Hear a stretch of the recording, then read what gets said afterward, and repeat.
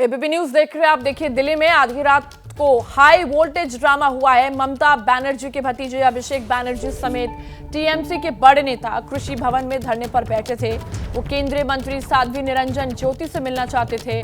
मुलाकात तो नहीं हुई, लेकिन धरने पर बैठे नेताओं की पुलिस ने हिरासत में लेकर किंग्सवे कैंप ले गए। इस दौरान टीएमसी का आरोप है कि पुलिस ने अपमानजनक व्यवहार भी किया और आरोप यह भी है कि टीएमसी सांसद महुआ मोइत्रा समेत कई नेताओं को जबरन उठाया गया।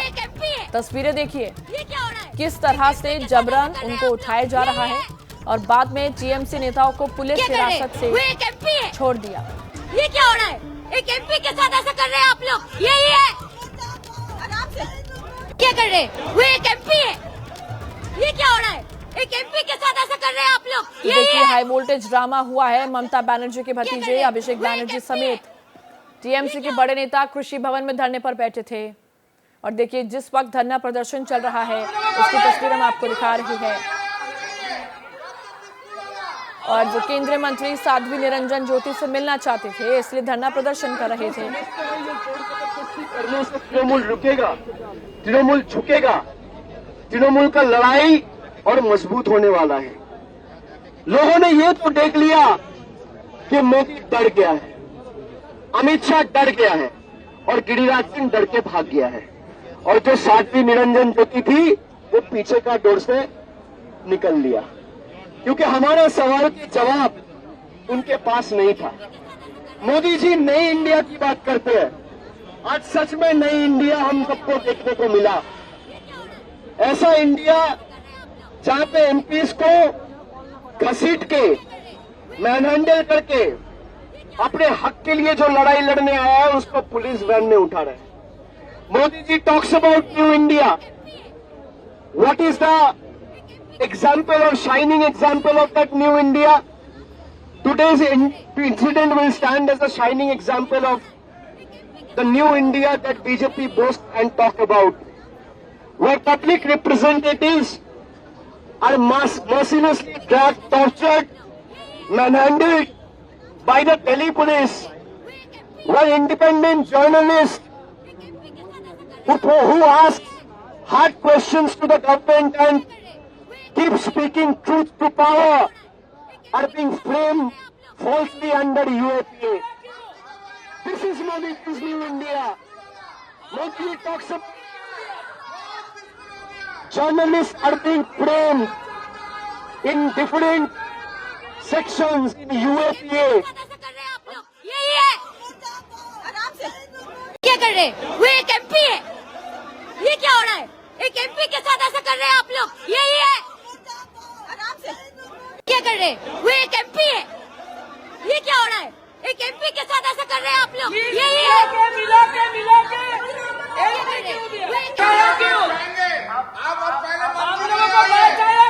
और मनोज्ञा लोईवाल हमारे साथ फोन पर जुड़ गई है। मनोज्ञा, क्या कुछ जानकारी? धरने पर बैठने के बाद ऐसा दावा किया जा रहा है कि पुलिस जबरन इन लोगों को उठा के ले गई।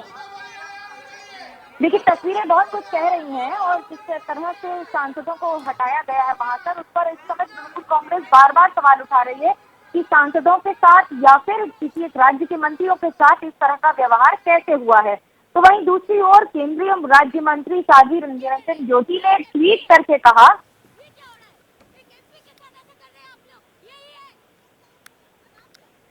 देखिए बड़ी अपडेट हम आपको दे रहे हैं कैसे हाई वोल्टेज ड्रामा यहां पर हो रहा है और ममता बनर्जी के भतीजे अभिषेक बनर्जी समेत टीएमसी के बड़े नेता कृषि भवन में धरने पर बैठे थे और वो केंद्रीय मंत्री साध्वी निरंजन ज्योति से मिलना चाहते थे। लेकिन मुलाकात तो नहीं हुई, लेकिन धरने पर बैठे नेताओं को पुलिस ने हिरासत में लेकर किंग्सवे कैंप ले गए। तस्वीरें हम आपको दिखा रहे हैं। देखिए किस तरह से जबरन पुलिस वाले इनको उठा के ले गए। अब आरोप लगाया जा रहा है कि पुलिस ने अपमानजनक व्यवहार भी इनके साथ किया और ये भी आरोप है कि टीएमसी सांसद महुआ मोइत्रा समेत कई नेताओं को जबरन उठाया गया है। तस्वीरें हम आपको दिखा रहे हैं उस वक्त की जब ऐसा जो दावा किया जा रहा है कि जबरन इनको उठा के ले जाया गया, नेताओं को पुलिस हिरासत से छोड़ दिया गया। मनोज्ञा हमारे साथ जुड़ गए। मनोज्ञा, जबरन उठाकर इनको ले जाया जा रहा है, ऐसा दावा किया जा रहा है। जी बिल्कुल, और ये दावा तृणमूल कांग्रेस की तरफ से किया जा रहा है। आरोप लगाए जा रहे हैं कि उनके सांसदों को, जो कि 30 से ज्यादा संख्या में मौजूद थे, और केंद्र मंत्री से मिलने गए थे, वहां पर साध्वी निरंजन ज्योति ने ये कहा कि वो इंतजार कर रही थी। 2 घंटे से ज्यादा उन्होंने समय दिया, इंतजार किया, लेकिन उसके बावजूद सांसदों से मुलाकात किस कारणवश नहीं की गई, क्योंकि जिस समय मुलाकात होनी थी उस समय जिन लोगों को ऊपर लाना था वो कार्यकर्ता थे तृणमूल कांग्रेस के। ये साध्वी निरंजन ज्योति ने अपनी ट्वीट में आरोप लगाकर कहा है। तो वहीं दूसरी ओर तृणमूल कांग्रेस के सांसदों में मंत्रियों ने, साथ ही अभिषेक बनर्जी जो राष्ट्रीय महासचिव है पार्टी के, उन्होंने साफ कहा कि ये आरोप पूरी तरह से गलत है। जो लोग मिलने आए थे उन्हें मिलने नहीं दिया गया। सांसदों को रास्ते से, यानी कि वहां शास्त्री भवन में नीचे ही कई घंटों तक बैठ के इंतजार करना पड़ा और उसके बाद सांसदों को हटाने के लिए पुलिस की व्यवस्था का उपयोग किया गया, जिसकी तस्वीरें इस समय टीवी स्क्रीन पर दिख रही हैं। इसमें बाकी सारी पार्टियों के नेता भी साथ में शामिल हो गए हैं, जिसमें सुप्रिया सुले या फिर प्रियंका चतुर्वेदी, इन सब ने ट्वीट किया है। जो इंडिया गठबंधन के सारे सदस्य हैं, उन सारे दलों ने अब आवाज उठाई है। सवाल सबसे बड़ा ये कि अगर तृणमूल कांग्रेस ने समय लिया था तो क्या उन्हें समय सही समय पे दिया गया था? जब सांसद पहुंचे थे तो मुलाकात क्यों नहीं हुई? अब मुलाकात पर ही राजनीति हो रही है कि मंत्री कह रही हैं कि वो अपने दफ्तर में मौजूद थी और 2.5 घंटे उन्होंने इंतजार किया। ठीक है मनोज्ञा, कांग्रेस के सांसद कह रहे हैं कि उन्हें मिलने ही नहीं दिया गया। बिल्कुल, आपका बहुत बहुत शुक्रिया तमाम जानकारी का। तो देखिए, दिल्ली के बाद अब आपको बताएंगे बड़ी खबर महाराष्ट्र से, जहां पर सियासत से आज ये बड़ी खबर आ रही है। कैबिनेट मीटिंग में नहीं शामिल हुए अजीत पवार, जबकि घर पर अपनी पार्टी के मंत्रियों और विधायकों के साथ उन्होंने मीटिंग की। सेहत का हवाला देकर कैबिनेट बैठक में वो नहीं आए, लेकिन घर पर उन्होंने ये मीटिंग की। कृष्णा हमारे साथ फोन लाइन पे जुड़ गए। कृष्णा, क्या कुछ अपडेट? अपने घर पर उन्होंने मीटिंग करी, लेकिन वो शामिल नहीं हुए कैबिनेट मीटिंग में। देखिए, जिस तरीके से बीते 48 घंटे में महाराष्ट्र के नांदेड़ के सरकारी अस्पताल में 31 मरीजों की मौत हुई है, उसके बाद आज कैबिनेट की एक बहुत ही महत्वपूर्ण बैठक बुलाई गई थी, जिसमें मरीजों की मौत को लेकर चर्चा किया जाना था। साथ ही साथ राज्य के और भी कई मुद्दे थे, इसको लेकर चर्चा किया जाना था और इसीलिए आज कैबिनेट की बैठक आज दोपहर 12 बजे बुलाई गई थी, जिसमें मुख्यमंत्री एकनाथ शिंदे, उप मुख्यमंत्री देवेंद्र फडणवीस शामिल हुए, मंत्रिमंडल के कई नेता शामिल हुए, लेकिन अजीत पवार शामिल नहीं हुए। उसके बाद मुख्यमंत्री ने सामने से ये कहा कि अजीत पवार जो है वो बीमार हैं, उनके थ्रोट में इन्फेक्शन है और इसीलिए वो मीटिंग में शामिल नहीं हो रहे हैं और इसको लेकर किसी भी तरीके का जो है वो अर्थ का अनर्थ नहीं निकाला जाए। लेकिन शाम होते होते ही अजीत पवार ने अपने गुटों के विधायकों के साथ, सांसदों के साथ मीटिंग की है अपने सरकारी निवास स्थान पर और उसके पीछे भी ये कहा जा रहा है, जो उनके पार्टी के प्रदेश अध्यक्ष सुनील तटकरे, वो ये कह रहे हैं कि मंगलवार के दिन उनके पार्टी की तरफ से नियमित जो है वो मीटिंग बुलाई जाती है और इसी को देखते हुए वो मीटिंग बुलाई गई थी।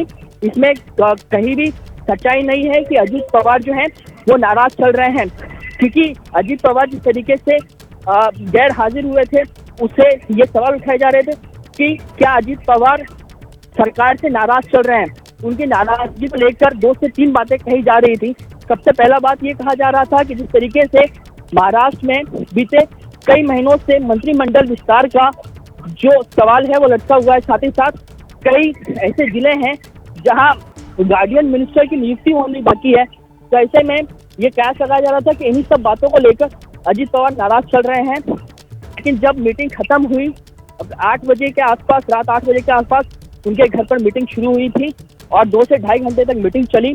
उसके बाद नेताओं ने बात की और ये कहा कि अजीत पवार क्योंकि बीमार हैं, इसके लिए वो मीटिंग में शामिल नहीं हो पाए हैं। इस बात को लेकर किसी भी तरीके का जो है वो गलतफहमी नहीं फैलाया जाना चाहिए। और लेकिन दूसरी तरफ ये भी देखा गया कि किस तरीके से देर शाम होते होते ही मुख्यमंत्री एकनाथ शिंदे और ठीक है जी, दिल्ली। तो बहुत बहुत शुक्रिया आपकी तमाम जानकारी के लिए। तो देखिए, उधर मुंबई में अजित पवार सस्पेंस बना हुआ है, उधर दिल्ली में अमित शाह के साथ CM Eknath Shinde, deputy CM Devendra Fadnavis के बीच बैठक चल रही है। करीब 3 घंटे से ये बैठक चल रही है और सूत्रों के मुताबिक बैठक में महाराष्ट्र में कैबिनेट विस्तार और राज्य के हालात पर चर्चा हो रही है। हमारे साथ हमारे संवाददाता विकास भदौरिया जुड़ गए हैं। विकास, ये बताए कि किस तरह अजित पवार के इस व्यवहार के बीच दिल्ली की बैठक में आखिर हो क्या रहा है? ये देखिए बेहद महत्वपूर्ण बैठक है। अजित पवार की नाराजगी स्पष्ट रूप से सामने आई है। मंत्रिमंडल की बैठक में वे शामिल नहीं हुए थे और उसके बाद मुख्यमंत्री एकनाथ शिंदे और उप मुख्यमंत्री देवेंद्र फडणवीस का दिल्ली पहुंचना इस बात की ओर इशारा करता है कि मामला गंभीर है। और जाहिर तौर पर जो गंभीरता है वो इस बात को लेकर है कि एनसीपी अपने गार्जियन मिनिस्टर के तौर पर सतारा, रायगढ़ और पुणे जिले को चाहती है। और ये माना जाता है कि गार्जियन मिनिस्टर जिस जिले में जिस पार्टी का तैनात होता है, सारी शक्तियां उसी के पास होती हैं। और लोकसभा चुनाव से पहले एनसीपी अगर इन 3 जिलों पर अपनी दावेदारी कर रही है और गार्जियन मिनिस्टर अपने बनवाना चाहती है, तो ये माना जा रहा है कि ये तीनों जिलों की लोकसभा सीटों पर एनसीपी की नजर है। इसमें से पुणे की लोकसभा सीट बीजेपी के पास है, जबकि रायगढ़ और सतारा सीट जो है वो एकनाथ शिंदे अपने पास चाहते हैं लोकसभा की दृष्टि से। और इसीलिए इस बात को लेकर अजित पवार की जो दावेदारी है इन 3 जिलों के गार्जियन मिनिस्टर को लेकर, उसको लगातार नजरअंदाज किया जा रहा है। और इसी बीच जब आज कैबिनेट की बैठक हुई तो उसमें अजित पवार नहीं आए। और अब दिल्ली में जो बैठक हो रही है, जाहिर तौर पर उनकी नाराजगी को दूर करने, मंत्रिमंडल विस्तार के जरिए उनकी नाराजगी को दूर करने और आगे की रणनीति बनाने पर विस्तार से चर्चा हो रही है। इसी वजह से 3 घंटे से ज्यादा हो गया वक्त ये बैठक चल रही है। बहुत बहुत शुक्रिया विकास, आपका तमाम जानकारी देने के लिए। लगातार जो भी अपडेट होगा आपसे हम लेते रहेंगे। तो देखिए, वहीं महाराष्ट्र के नांदेड़ के एक सरकारी अस्पताल में 36 घंटे के भीतर 31 लोगों की मौत हो गई है। इनमें से आधे से ज्यादा बच्चे हैं। अब आरोप है कि दवा ना होने से इनकी मौत हुई है। अब सवाल ये उठता है कि देश के सबसे अमीर राज्य का हेल्थ सिस्टम आखिर फेल क्यों हो रहा है? अस्पताल में जिंदगी की बजाय मौत क्यों नसीब हो रही है? और आखिर इसका जिम्मेदार कौन है?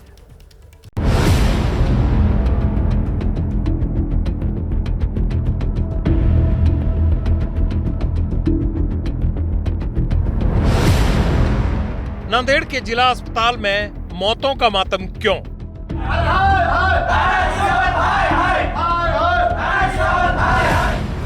छत्तीस घंटे में 31 मौत का गुनहगार कौन?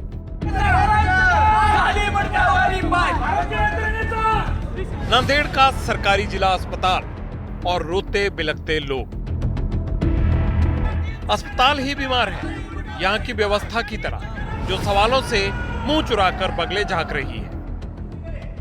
लोग आए तो यहाँ इलाज करवाने के लिए थे, पर पिछले 2 दिनों से मातम रुकने का नाम ही नहीं ले रहा। अस्पताल में 36 घंटे के दौरान 31 मरीजों की मौत हो गई। जान गंवाने वालों में 16 बच्चे हैं, 7 महिलाएं और 8 पुरुष। अस्पताल में मरीजों की मौत का सिलसिला 30 सितंबर की रात को शुरू हुआ। 1 अक्टूबर की रात तक 24 मरीज जान गंवा चुके थे। अगले 12 घंटे में 7 और मरीजों ने दम तोड़ दिया। बताया जा रहा है कि दवा की कमी से मरीजों की मौत हो रही है। कप दाटला म्हणून डिमोनियाची शिकायत, आता इथं आणले पैसा नाही म्हणून त्यांना काहीच औषध दिलं नाही। बाहेरून 700 रुपयाच्या 750 रुपयाच्या औषधी आणल्या गेल्या आणि अजूनही लागतील म्हणे तुम्हाला। त्याचं काय करायचं? सरकारी है का प्राइवेट है? अस्पताल के डीन ने कहा ऐसा कुछ नहीं है। उनको ट्रीटमेंट तो पूरी है, डॉक्टर की कमी नहीं है, दवाइयों की भी कुछ कमी नहीं है। सब पूरी केयर लेने के बावजूद भी पेशेंट की बॉडी ने ट्रीटमेंट को रिस्पॉन्ड नहीं किया, इसलिए इनके डेथ हुए वाले हैं। सीरियस पेशेंट के लिए मेडिसिन की कोई इतनी कमी नहीं है। अस्पताल की दलील है कि मरीजों को गंभीर हालत में लाया गया। 4 मरीजों की मौत दिल का दौरा पड़ने से हुई है, 1 का लीवर फेल हुआ था। जान गंवाने वाले बच्चों में ज्यादातर नवजात थे। यहाँ पे आने वाले सब एकदम से समझो प्राइवेट प्रैक्टिशनर है, उनके पास ये पेशेंट सीरियस हो गया कि वो उनके दवाखाने में डेथ होगा, बल्कि वो डर के इधर ही भेज देते हैं। दूसरा, कोई जो गरीब घर से रहते वो भी सीरियस कंडीशन में आकर हमारे पास ही आते। हॉस्पिटल में नीम हकीमों को जिम्मेदार ठहराकर पल्ला झाड़ने की कोशिश तो की, पर इतनी बड़ी बात छिपाने वाली नहीं थी। सियासी रंग पकड़ ही लिया। पहला वार कांग्रेस अध्यक्ष मल्लिकार्जुन खड़गे की तरफ से हुआ। दवाइयों की किल्लत पर सवाल उठाते हुए सरकार को घेरा, साथ ही मुकम्मल जांच की मांग की। सियासत गरमाई तो महाराष्ट्र के सीएम एकनाथ शिंदे भी सामने आए। बोले दवा का पूरा इंतजाम था। अस्पताल में मेडिसिन बिल्कुल पूरी तरह जितना आवश्यक है उतना वहाँ पर था। डॉक्टर और स्टाफ वहाँ पर मौजूद थे। जो घटना हुई है वो दुर्भाग्यपूर्ण है। इसकी जांच होगी और कार्रवाई हो जाएगी। अब मामले की जांच होगी, पता लगाया जाएगा कि 31 मौत का गुनहगार है कौन। हो सकता है जांच के बाद थोड़ा बहुत एक्शन भी हो जाएगा, लेकिन जो इलाज कराने आए थे वो फिर नहीं लौटेंगे। उनके परिवारों के जख्मों का हिसाब कौन देगा? ये जख्म कैसे भरेंगे? जैसे ही घड़ी का काटा दोपहर 2:30 पे आए, बबीता जी का दिल सास बहू साजिश के लिए मचल जाए। और ये है इनकी बहू, पूरे दिन ऑफिस की टेंशन हो जाए गॉन जब ये करें अपना फेवरेट शो फ्री टाइम पे ऑन। इनकी तरह आप भी देखिए अपना फेवरेट शो अपने टाइम पर और डाउनलोड कीजिए एबीपी लाइव ऐप अपने स्मार्ट टीवी पर।